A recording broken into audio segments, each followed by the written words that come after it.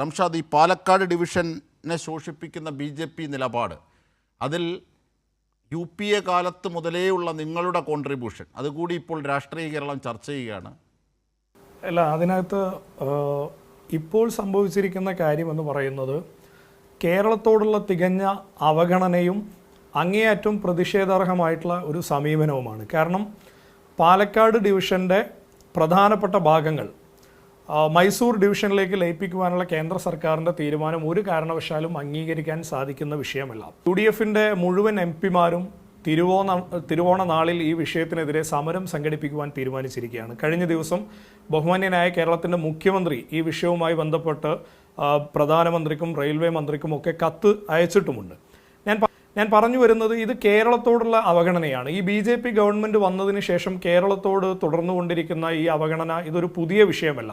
മറ്റ് പല വിഷയങ്ങളിലും നമ്മൾ നിരന്തരമായിട്ട് കണ്ടുകൊണ്ടിരിക്കുന്ന ഒരു കാര്യമാണ്. ഇപ്പോൾ പാലക്കാട് ഡിവിഷനെ സംബന്ധിച്ചിടത്തോളം പുതിയ തീരുമാനപ്രകാരം കൃത്യമായിട്ടുള്ള വിജ്ഞാപനം വന്നിട്ടില്ല എങ്കിൽ പോലും വരാനിരിക്കുന്ന 2026 ഒക്ടോബർ 1 മുതൽ ഇത്തരത്തിലുള്ള ഒരു തീരുമാനം വന്നു കഴിഞ്ഞാൽ ഉള്ളാൽ തൊട്ട് മംഗലാപുരം വരെയുള്ള ഭാഗങ്ങൾ സൗത്ത് വെസ്റ്റ് എന്ന് വെച്ച് കഴിഞ്ഞാൽ മൈസൂർ ഡിവിഷൻ്റെ ഭാഗമായിട്ട് മാറാൻ വേണ്ടി പോവുകയാണ്. അപ്പോൾ പനമ്പൂർ പോർട്ട് ഉൾപ്പെടെ നിലവിൽ പാലക്കാട് ഡിവിഷന് പ്രധാനപ്പെട്ട ഒരു 37 കോടിയോളം രൂപ, വർഷത്തിൽ 600 കോടിയോളം രൂപ വരുമാനം ലഭിക്കുന്ന പ്രധാനപ്പെട്ട ഭാഗങ്ങൾ മുറിച്ചു മാറ്റി മൈസൂർ ഡിവിഷനിലേക്ക് ആക്കുവാനുള്ള BJPയുടെ ആസൂത്രിതമായ ശ്രമമാണ്. ഇത് ഒരു ഫെഡറൽ സംവിധാനത്തെ തകർക്കുന്ന സമീപനമാണ്. ഇത് അങ്ങേയറ്റം പ്രതിഷേധം ഉയരേണ്ട സംവിധാനമാണ്. അതുകൊണ്ട് തന്നെയാണ് UDFൻ്റെ MP-മാർ ഈ വിഷയത്തിൽ പ്രതിഷേധം ഉയർത്തിക്കൊണ്ട് രാഷ്ട്രീയ പ്രതിബദ്ധത നിർവഹിക്കാൻ വേണ്ടി മുന്നോട്ട് പോകുന്നത്. തിരുവോണ നാളിൽ UDFൻ്റെ MP-മാർ ഈ വിഷയത്തിൽ നിരാഹാര സമരം അനുഷ്ഠിക്കാൻ പോവുകയാണ്. ഏത് വിധേനയും ഈ നീക്കത്തെ ചെറുത്തു തോൽപ്പിക്കുവാനും നിയമപരമായും രാഷ്ട്രീയപരമായും മുന്നോട്ട് പോകുവാനും തന്നെയാണ് തീരുമാനം. ഇതിൽ UPA കാലത്ത് തുടങ്ങിയ ചതിയെ സംബന്ധിച്ചുള്ള രാഷ്ട്രീയ കേരളത്തിൻ്റെ വിമർശനങ്ങളോട് ശ്രീ റംഷാദ് പ്രതികരിച്ചില്ല.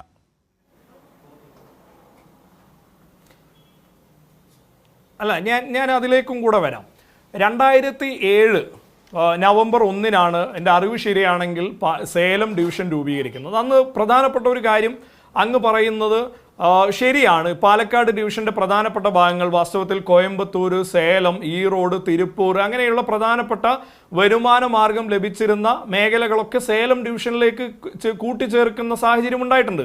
പക്ഷേ അത് അന്നത്തെ സാഹചര്യം നമ്മൾ മനസ്സിലാക്കേണ്ടതും പരിശോധിക്കേണ്ടതും ഇന്ന് രാഷ്ട്രീയ ലാക്കോടുകൂടെ മൈസൂരിലേക്ക് അല്ലെങ്കിൽ BJPയുടെ രാഷ്ട്രീയ അജണ്ട വരാനിരിക്കുന്ന കർണാടക നിയമസഭാ തെരഞ്ഞെടുപ്പിൽ മൈസൂർ മേഖലയിൽ നിന്ന് കൂടുതൽ സീറ്റുകൾ നേടി BJPയെ അധികാരത്തിലേക്ക് എത്തിക്കുക എന്ന രാഷ്ട്രീയ ലാക്ക് വെച്ച് BJP ചെയ്യുന്നതിന് സമാനമായ രീതിയിൽ അതിനെ നമുക്ക് കാണാൻ സാധിക്കില്ല. അന്ന് കോൺഗ്രസും UPAയും ചെയ്തത് അനിവാര്യമായ, മറ്റൊരു തലത്തിൽ പറഞ്ഞാൽ അനിവാര്യമായ രീതിയിലുള്ള ഒരു സേലം ഡിവിഷൻ രൂപീകരിക്കലായിരുന്നു.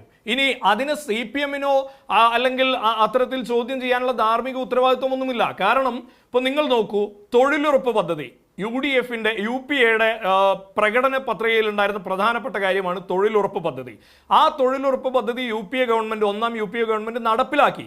അന്ന് CPM-ന്റെയും ഇടതുപക്ഷത്തിന്റെയും പിന്തുണ UPAക്ക് ഉണ്ടായിരുന്നു.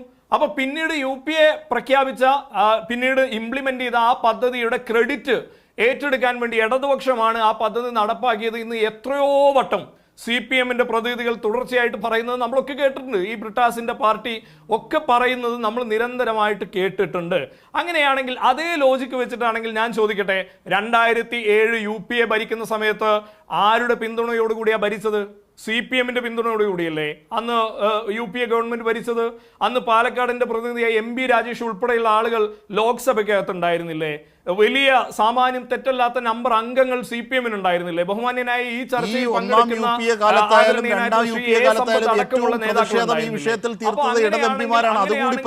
അങ്ങനെയാണെങ്കിൽ ഒരു രാഷ്ട്രീയ ലാക്കോട് കൂടിയാണെങ്കിൽ അതിൽ എന്തെങ്കിലും വീഴ്ച സംഭവിച്ചിട്ടുണ്ടെങ്കിൽ, കോച്ച് ഫാക്ടറിയുടെ കാര്യത്തിലോ സേലം ഡിവിഷൻ രൂപീകരിക്കുന്നതിന്റെ കാര്യത്തിലോ എന്തെങ്കിലും വീഴ്ച സംഭവിച്ചിട്ടുണ്ടെങ്കിൽ അതിന്റെ ഉത്തരവാദിത്വം കേരളത്തിലെ CPM-ന് കൂടെ ഇല്ലേ? ഞാൻ തിരിച്ചു ചോദിക്കാൻ ആഗ്രഹിക്കുകയാണ്. തീർച്ചയായും അതല്ല റംഷാദ്, ഈ ഒന്നാം UPA കാലത്ത് ഒരു മിനിമം പദ്ധതി പ്രകാരമാണ് പിന്തുണ ഉണ്ടായിരുന്നത്. അതുമാത്രമല്ല, ഈ വിഷയം അതിലേക്ക് കൂട്ടിക്കലർത്തിയാൽ തന്നെ ഈ പാലക്കാട്, അതായത് MP രാജേഷ് അടക്കമുള്ളവർ ഈ പാർലമെൻറ്റിൽ വളരെ ശക്തിയോടുകൂടി ഇതിനെതിരെ വിമർശനം ഉന്നയിച്ചതാണ്. മാത്രമല്ല ഇപ്പോൾ ജോൺ ബ്രിട്ടാസ് MP പറഞ്ഞ കാര്യം നമ്മൾ ആ തുടക്കത്തിൽ തന്നെ കേൾപ്പിക്കുകയും ചെയ്തു. പല കാര്യങ്ങളിലും, അതായത് ലാലു പ്രസാദ് യാദവ് അടക്കം, ഇവിടെ കോച്ച് ഫാക്ടറി അടക്കമുള്ള വ്യക്തി മുൻകൂട്ടി ഇതിനു വേണ്ടി താല്പര്യം കാണിക്കുമ്പോൾ മറ്റ് സംസ്ഥാനങ്ങൾക്കായി കോൺഗ്രസ് ഇതൊക്കെ കേരളത്തിൻ്റെ താല്പര്യങ്ങളെ വെട്ടിവീഴ്ത്തുകയായിരുന്നു. ഈ കാര്യങ്ങളടക്കം ഇങ്ങനെ പല ഘട്ടങ്ങളുമുണ്ട്. അതുകൊണ്ട് ഈ UPA കാലത്ത് തുടങ്ങിയ ഈ ചതിയെ അത് പറഞ്ഞ് ന്യായീകരിക്കാനാണോ റംഷാദിന് സാധിക്കുക? അല്ല, നിങ്ങൾ ഇതിനകത്ത് പരിശോധിക്കേണ്ട വസ്തുത എന്ന് പറയുന്നത് കേരളത്തോട് ഏതെങ്കിലും രീതിയിലുള്ള അവഗണന കോൺഗ്രസിന്റെ ഭരണകാലത്തോ ഒന്നാം UPA സർക്കാരിന്റെ ഭാഗത്തോ ഉണ്ടായിട്ടില്ല. സേലം രാഷ്ട്രീയ മര്യാദയും അതിന്റെ അനിവാര്യതയും ഒക്കെ എല്ലാവർക്കും അറിയാവുന്നതാണ്. അല്ല, ഇപ്പോൾ BJPയുടെ കാലത്ത് ഇപ്പോൾ എയിംസിന്റെ കാര്യത്തിൽ എത്ര കാലമായി സാർ? നിങ്ങൾക്കറിയാമല്ലോ എന്ത് നേട്ടമാണ് കേരളത്തിന് ഒരു ഫെഡറൽ സംവിധാനം മുന്നോട്ട് വെക്കുമ്പോൾ കേരളത്തിന് ഏത് രീതിയിലുള്ള രാഷ്ട്രീയ നേട്ടങ്ങൾ അല്ലെങ്കിൽ ഇവിടുത്തെ വികസനവുമായി ബന്ധപ്പെട്ട് എന്ത് പ്രാതിനിധ്യമാണ് നമുക്ക് ലഭിച്ചുകൊണ്ടിരിക്കുന്നത്? UPA കാലത്ത് അങ്ങനെയായിരുന്നു. എത്രയോ കേന്ദ്ര പദ്ധതികൾ നമ്മുടെ നാട്ടിലുണ്ടായിട്ടില്ലേ? എത്രയോ സ്ഥാപനങ്ങൾ ഉണ്ടായിട്ടില്ലേ? അപ്പോൾ അതിനെ നിങ്ങൾ കമ്പയർ ചെയ്യരുത്. മാത്രമല്ല കേരളത്തോട് കാട്ടിയ ചതിയെ മറ്റൊരു ദിശയിൽ കാണണം. ഇപ്പോൾ അത് കൂടുതൽ സമഗ്രമായി പൂർത്തീകരിക്കുന്ന BJPയുടെ കാലത്തെ ചതികളെ മറ്റൊരു ദിശയിൽ കാണണം. ഇങ്ങനെയാണ് റംഷാദ് അതിനെ വിഭജിച്ച് കാണുന്നത്, അല്ലേ? കൊള്ളാം, പാലക്കാട് വിഭജനം കൊള്ളാം. അല്ലെ, ഞാൻ അങ്ങനെയല്ല വിഭജിച്ച് കാണുന്നത്. ആ രീതിയിലേക്ക് ആക്കരുത്. ഞാൻ പറഞ്ഞത് ഇപ്പോൾ BJP തുടരുന്നത് ഒരു ഫെഡറൽ സംവിധാനത്തെ തകർക്കുന്ന രീതിയിൽ കേരളത്തോടുള്ള തികഞ്ഞ അവഗണനയാണ്. അതിന് നിങ്ങൾ സംശയമില്ല. പക്ഷേ അത് തുടങ്ങി വെച്ചത് ആര് എന്നുള്ളതാണ് ഇവിടെ നമ്മൾ ചർച്ചയാക്കുന്നത്. പിന്നെ അല്ല, ഞാൻ അതുകൊണ്ടാണ് പറഞ്ഞത് കോൺഗ്രസിന് അങ്ങനെ ഒരു അജണ്ട ഇല്ലല്ലോ. കോൺഗ്രസിനോ UPA കാലത്തോ അങ്ങനെ ഒരു അജണ്ട ഉണ്ടായിരുന്നെങ്കിൽ എന്തിനാണ് കേരളത്തിൽ ഏറ്റവും കൂടുതൽ MP-മാരും ഏറ്റവും കൂടുതൽ ശക്തിയും ഉണ്ടായിരുന്ന ഒരു പാർട്ടിയല്ലേ UPA പിന്തുണ കൊടുത്തല്ലോ? അങ്ങനെയില്ല. പിന്നെ ശ്രീ ജോൺ ബ്രിട്ടാസിന്റെ സംഭാഷണം നിങ്ങൾ ആദ്യം കേൾപ്പിച്ചു. അങ്ങ് അവർ പറയുന്നത് ഇവിടെ പാലക്കാട് കോച്ച് ഫാക്ടറിയുടെ ഭാഗം നഷ്ടപ്പെടുമ്പോൾ ഇവിടെയാണോ സമരം ചെയ്യേണ്ടത്, ഡൽഹിയിൽ പോയിട്ടല്ലേ സമരം ചെയ്യേണ്ടത് എന്നാണ്. സമരം എന്ന് പറയുന്നത് ഒരു ആശയ പ്രചരണമല്ലേ സാർ? ആമസോൺ കാർഡുകളിൽ നശിക്കുന്നതിനെതിരെ DYFI സമരം നടത്തിയത് ആമസോൺ കാർഡുകളിൽ പോയിട്ടാണോ? അല്ലെങ്കിൽ കഴിഞ്ഞ ദിവസം CPM കേന്ദ്രത്തിനെതിരെ സമരം നടത്തിയത് ഡൽഹിയിലെ മറ്റേ ഇന്ത്യ ഗേറ്റിന്റെ മുന്നിൽ പോയിട്ടാണോ? അങ്ങനെ നിങ്ങൾ സങ്കുചിതമായിട്ട് ചിന്തിക്കരുത്. ഇത് പാലക്കാട് എന്ന് പറയുന്നത് ഡിവിഷൻ ഭാഗികമായിട്ട് നഷ്ടപ്പെടുക എന്ന് പറയുന്നത് കേരളത്തിൽ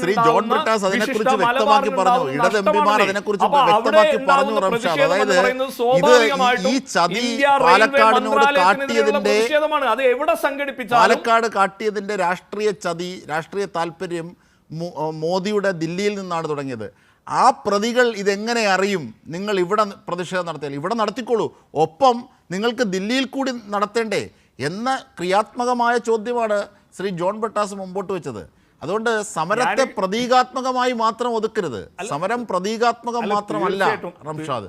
കാരണം ആമസോൺ കാർഡുകളിലെ അഗ്നിബാധയല്ല ഇവിടുത്തെ വിഷയം, ഇത് ഇന്ത്യയിലെ അഗ്നിബാധയാണ്. ഞാൻ ശ്രീ ജോൺ ബ്രിട്ടാസിന്റെ ചോദ്യത്തിന്റെ അന്തസത്തയെ ഞാൻ ചോദ്യം ചെയ്യുന്നില്ല. പക്ഷേ ഒരു വിഷയത്തിൽ നമ്മൾ പ്രതിഷേധം സംഘടിപ്പിക്കുക എന്ന് പറയുമ്പോൾ ആശയ പ്രചരണമല്ലേ സാർ? അത് അവിടെ തന്നെ പോയി നടത്തണമെന്ന് നിങ്ങൾ വാശി പിടിക്കുകയാണെങ്കിൽ CPM കേരളത്തിൽ സമരം നടത്താറില്ലേ? ഇല്ലല്ലോ. കേരളത്തിന്റെ ബഹുമാന്യനായിട്ടുള്ള മുഖ്യമന്ത്രി കത്ത് കൊടുത്തല്ലോ. ഇനി വരും ദിവസങ്ങളിൽ ഇത് ഒന്നാം ഘട്ട സമരമല്ലേ സാർ? ഒന്നാം ഘട്ട സമരമല്ലേ ഇവിടെ പ്രഖ്യാപിച്ചത്? വരും ദിവസങ്ങളിൽ ഈ വിഷയത്തിൽ പിന്മാറ്റം ഉണ്ടായില്ല എങ്കിൽ സമരം തുടരുമല്ലോ. അങ്ങനെയല്ലേ? ചതിയുടെ ഒന്നാം ഘട്ടമല്ല ഇത്, സമരത്തിന്റെ മാത്രം.